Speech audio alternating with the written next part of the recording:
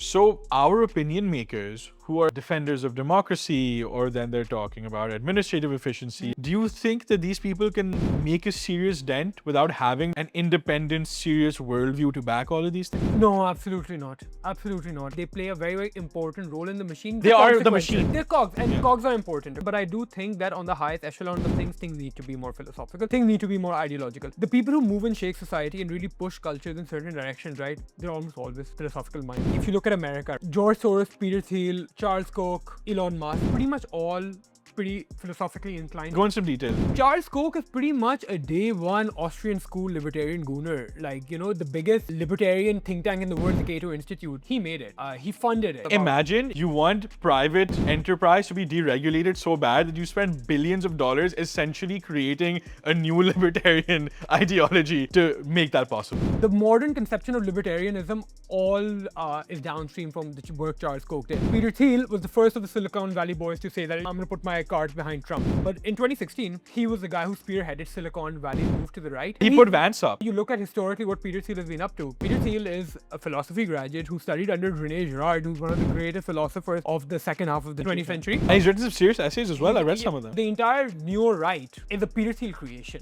Bronze Age pervert Curtis Yarvin are two of the most influential minds in the new right scene. Both of them are pretty directly bankrolled by Peter Thiel. So you don't have to agree or disagree with what these guys stand for. Point is that on the highest echelon of thing, the movers and shakers are keeping deeply ideological, philosophical worldviews. On the left end of the spectrum, you have a guy like George Soros, Open Societies Foundation, who's been pushing very, very ideologically left-leaning, one world, transnational, globalist type of ideas. It's not an accident that all of these people are deeply philosophical. And there's like a few layers to this, right? One, it could just be that these kinds of minds that are destined to make it big, they're inevitably attracted to systems thinking. And so they get into this world of ideas. Great men and women today are vetted through these Ivy Leagues and Oxbridges, and it is inevitable that they'll go through these ideological filters. Whether you're studying PPE at Oxford or you need to study like classics at Oxbridge, you're gonna go through this broader universe of philosophical ideas and like philosophy goonerism in order to get there. Not every philosophy gooner is going to be a mover and shaker, but almost every mover and shaker is